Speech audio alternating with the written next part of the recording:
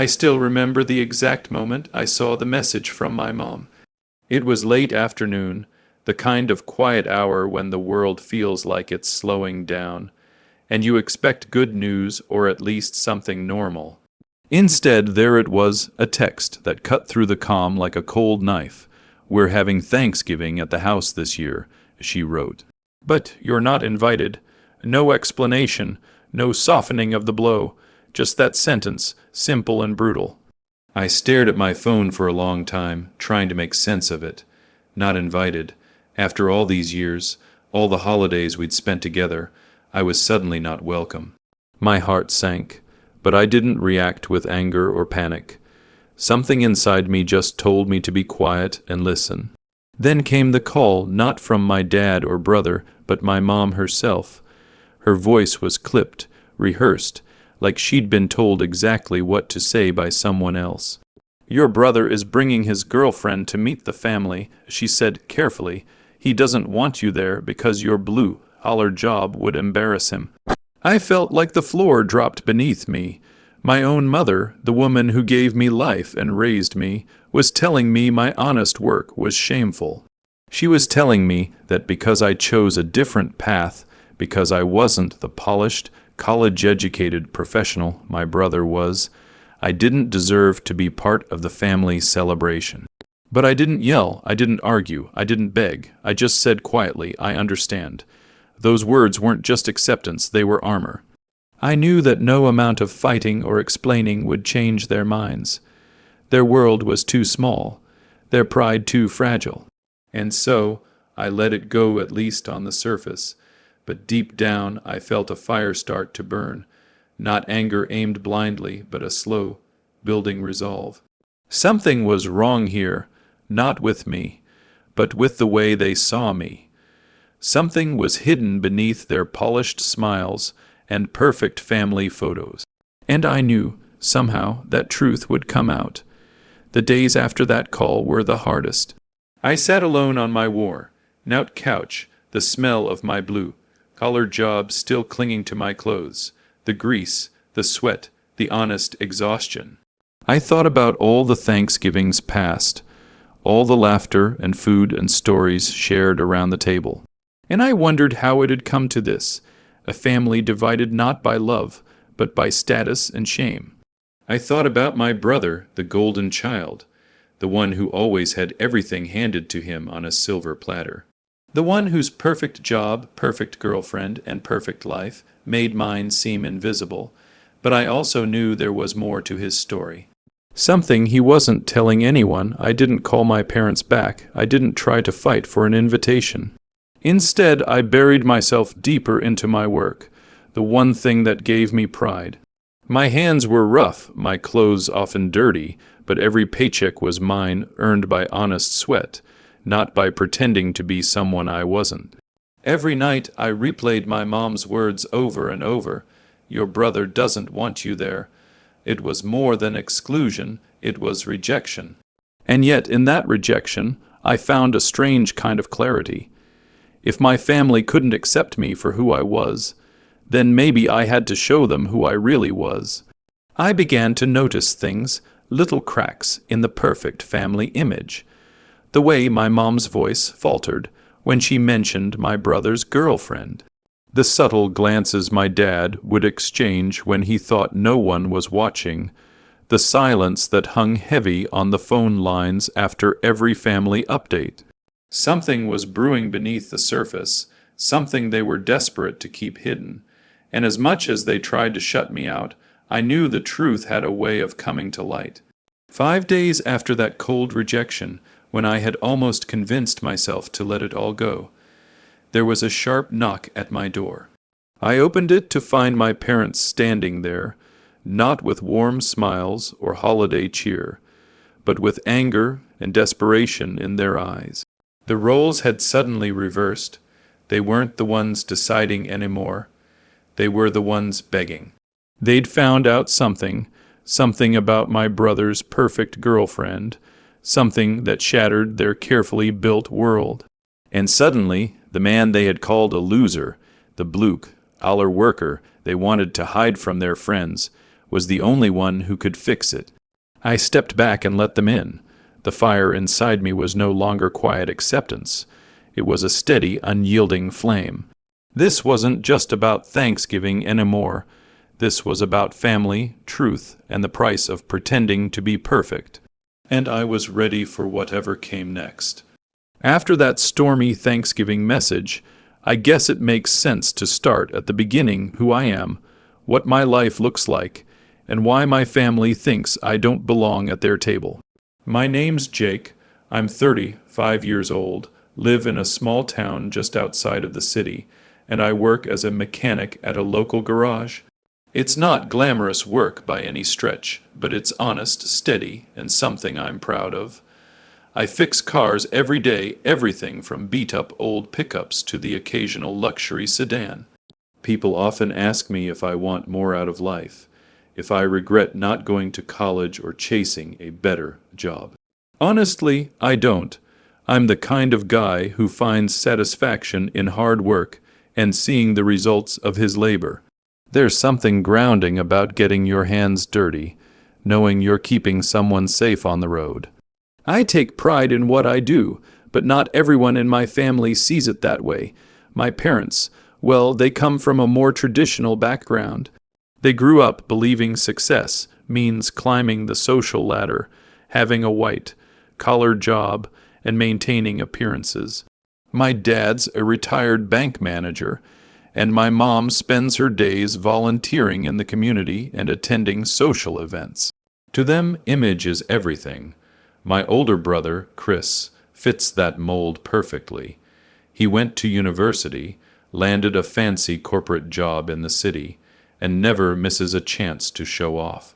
He's the golden boy, the son who did everything right, according to mom and dad. He dresses sharp, talks polished, and keeps his life neat and tidy.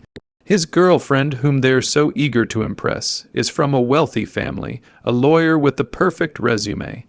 Growing up, I was the opposite of Chris in almost every way.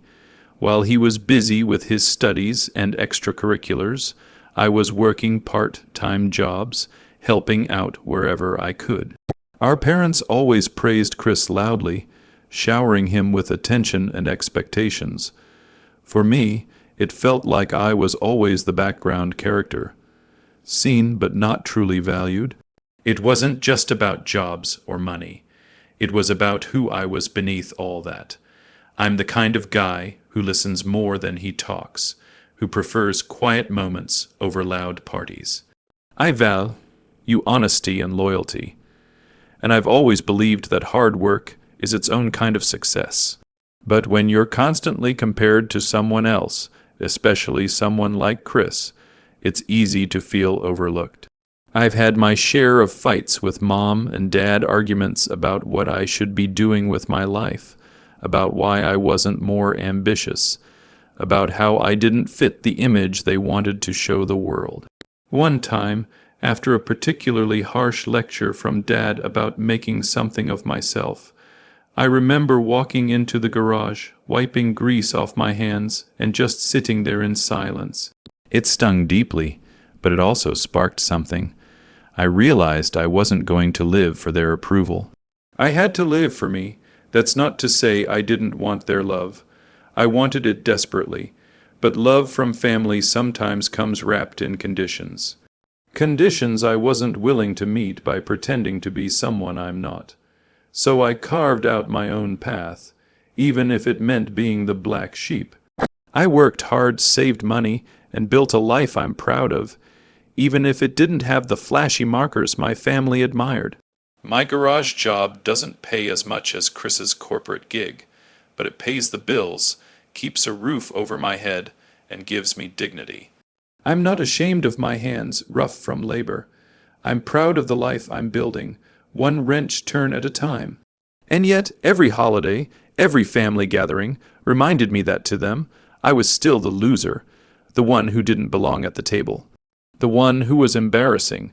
That's why the Thanksgiving message hit me so hard. It wasn't just about being excluded from a meal.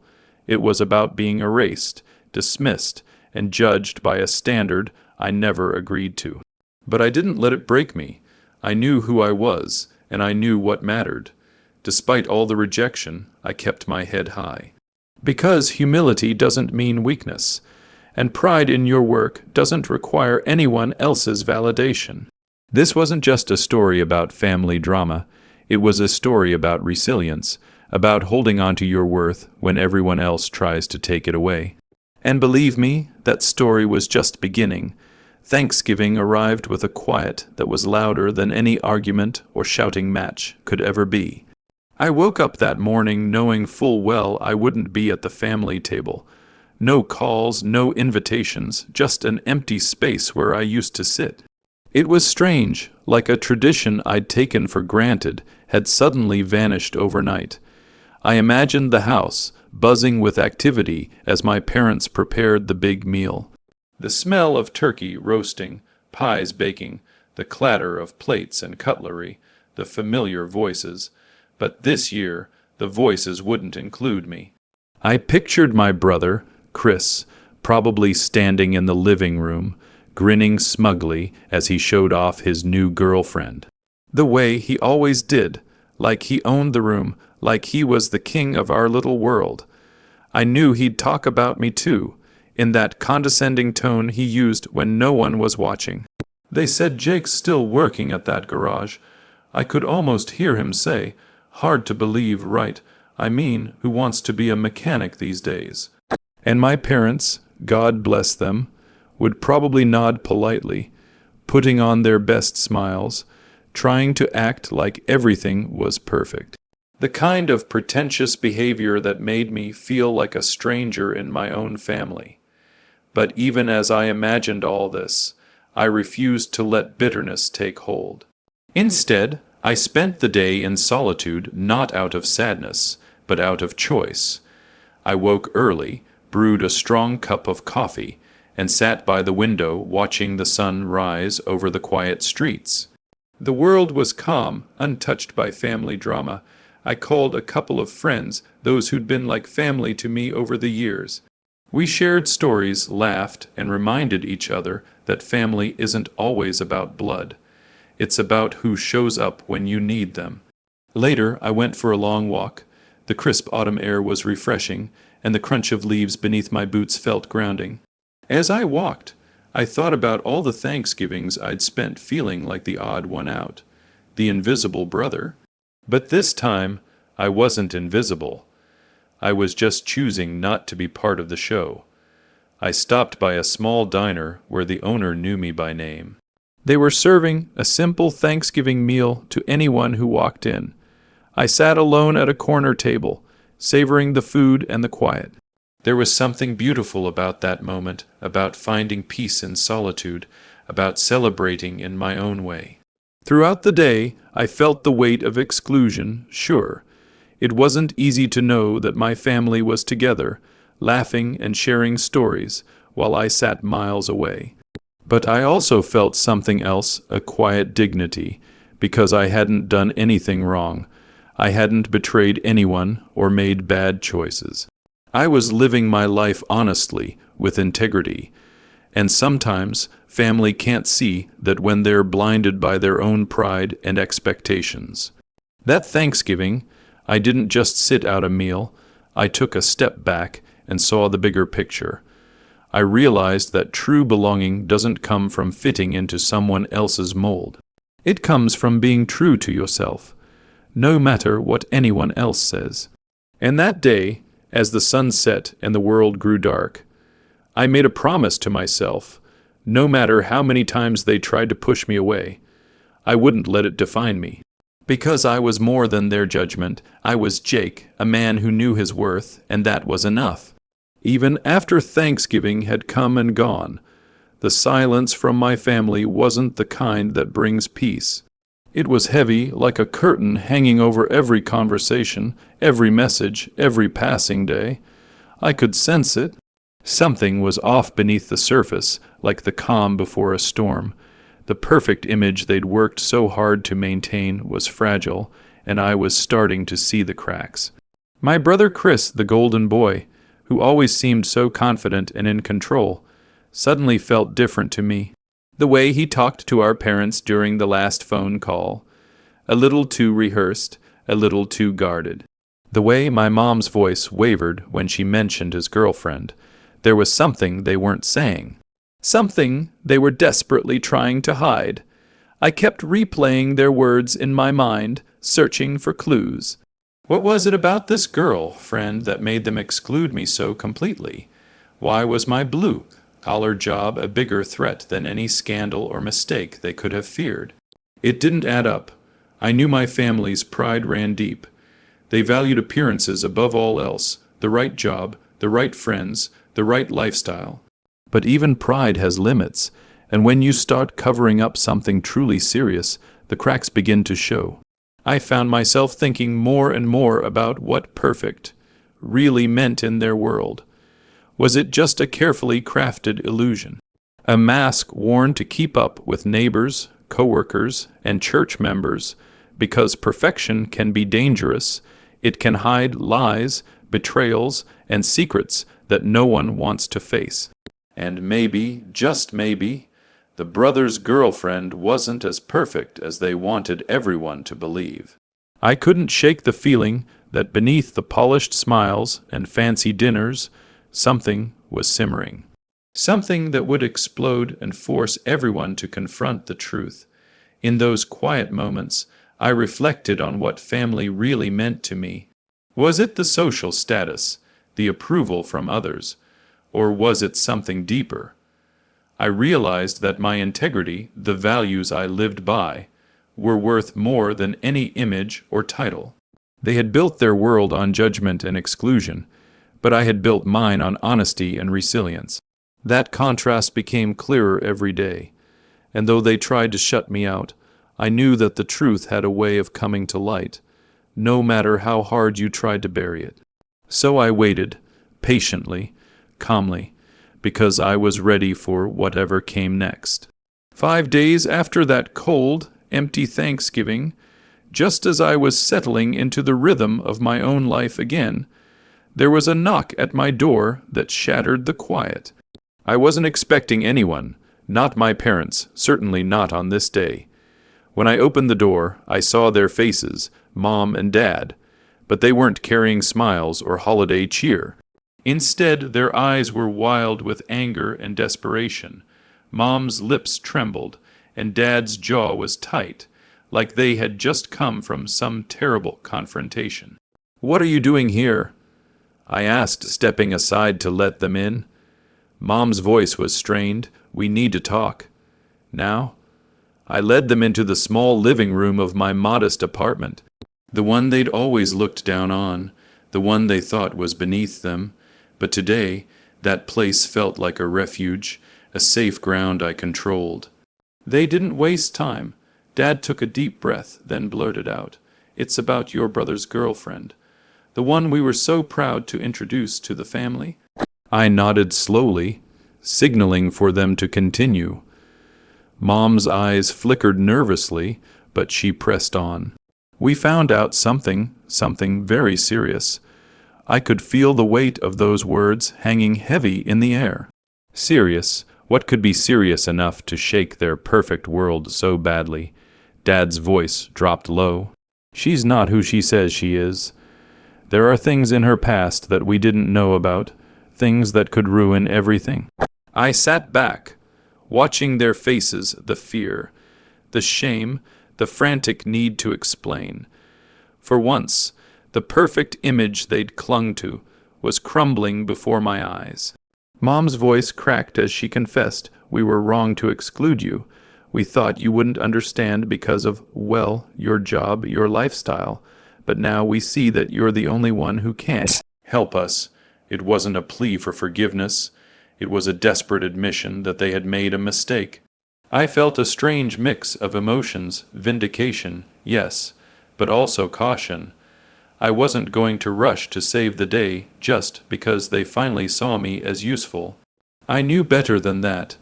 I asked quietly, "What exactly did you find out?" Mom swallowed hard before revealing the truth. She's been hiding a lot, lies about her background, people from her past showing up, even rumors that she's been involved in things that could destroy your brother's career and our family reputation. The words hit me like a storm. The girl they wanted to showcase as perfect was anything but. But I kept my composure. I listened carefully, trying to piece together what this meant for everyone involved. Their desperation was real, but so was my resolve. I wasn't just going to be their safety net after they pushed me away. If I was going to help, it would be on my terms. This revelation wasn't just a family scandal, it was a turning point. And I was ready to face it head on, standing there, listening to my parents spill out their fears and regrets. I felt something shift inside me. It was like a crossroads, one path leading to revenge, the other to forgiveness. The anger that had simmered beneath the surface since their rejection bubbled up, begging for release. How could they exclude me, treat me like an embarrassment, and now come crawling when their perfect little world started to crumble? Part of me wanted to lash out, to remind them exactly what it felt like to be cast aside, to make them taste the bitter loneliness I'd felt all these years. But there was another part, a quieter part, that knew anger wouldn't fix anything. That knew this moment was bigger than just family grudges. I closed my eyes for a moment and took a deep breath. Revenge might feel good in the moment, but what would it really accomplish? It would feed the cycle of pain, deepen the divide, and leave all of us broken. Forgiveness, on the other hand, wasn't about letting them off the hook. It was about breaking that cycle, about showing strength where they saw weakness. I opened my eyes and looked at them, at Mom, desperate and ashamed, at Dad, torn between pride and fear.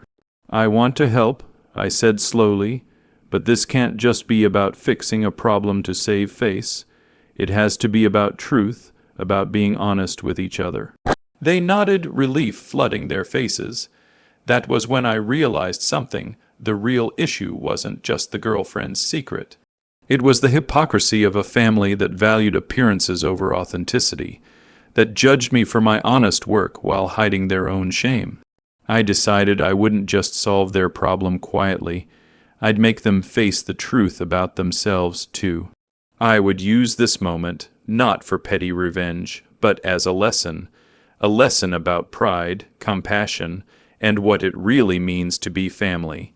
And most importantly, I would reclaim my dignity in the process. After that intense confrontation, I didn't rush into anything.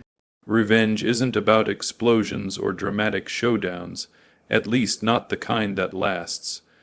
Real revenge is a slow burn, a careful game of patience and strategy. I started by quietly gathering information, the way I always do at the garage, observing, listening, putting the pieces together.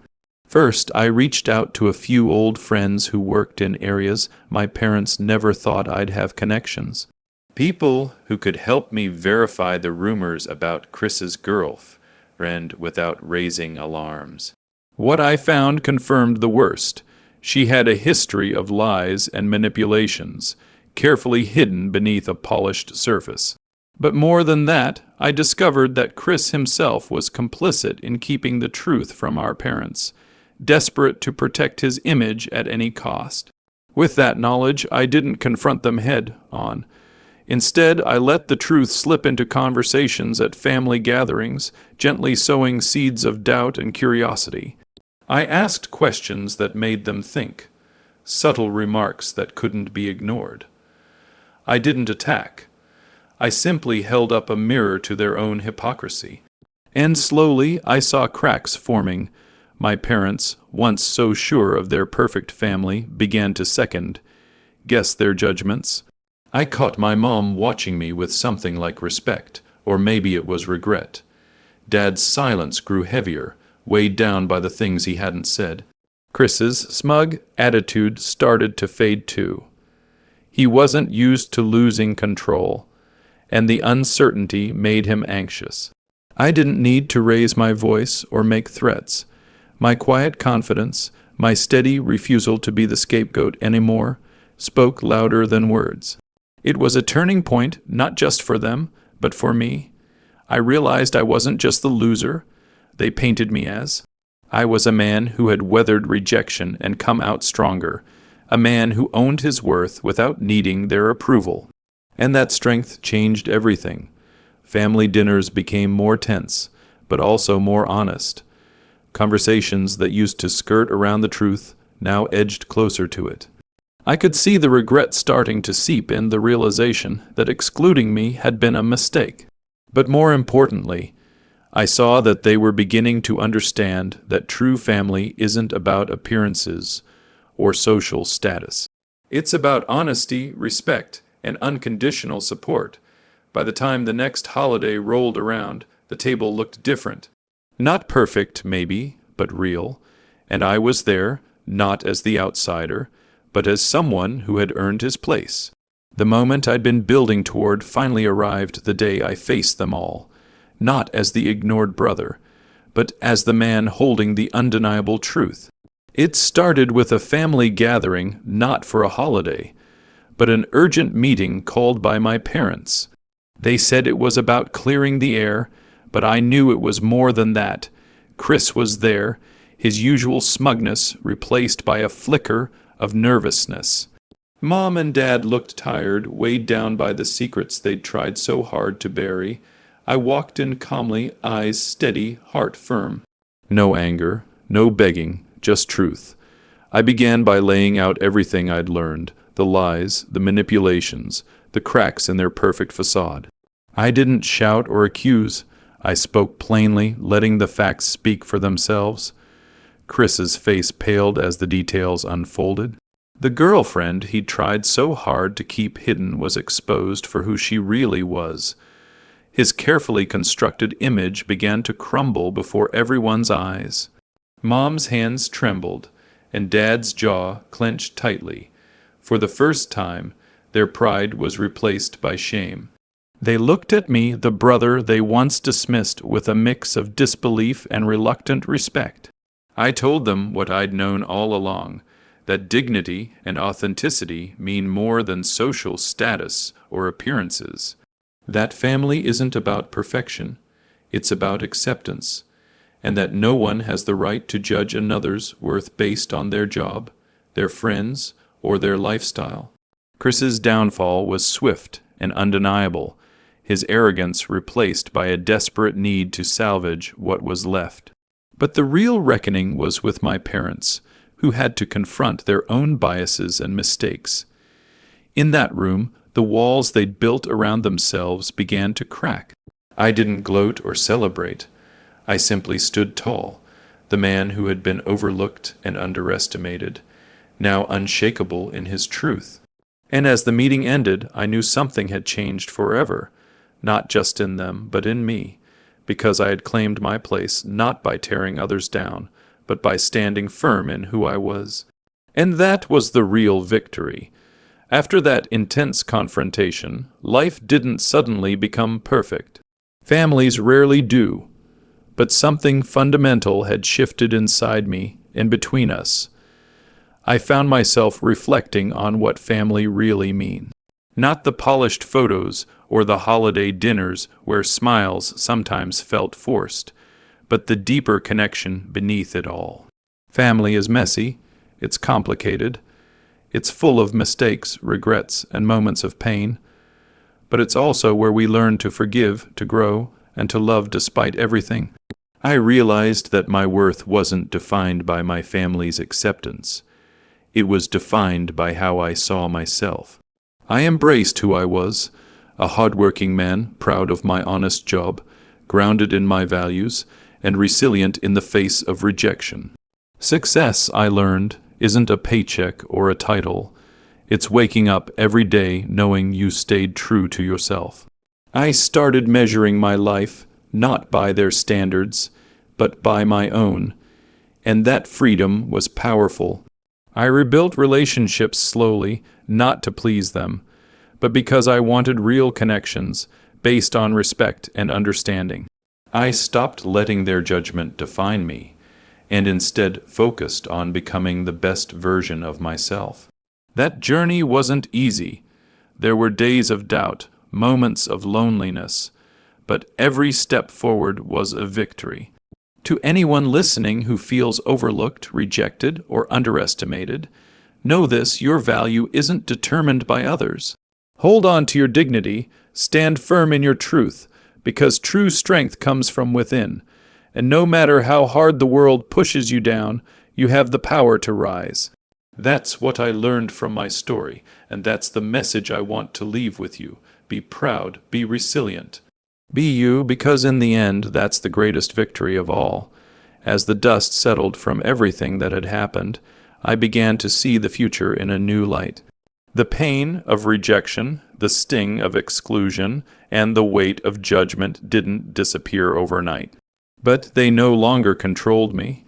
I stepped into a space of hope, a place where I could build new beginnings on my own terms, free from the shadows of toxic expectations. I found peace in my work, knowing that every car I fixed was a testament to my skill, my integrity, and my commitment to honest labor. Opportunities began to open in unexpected ways.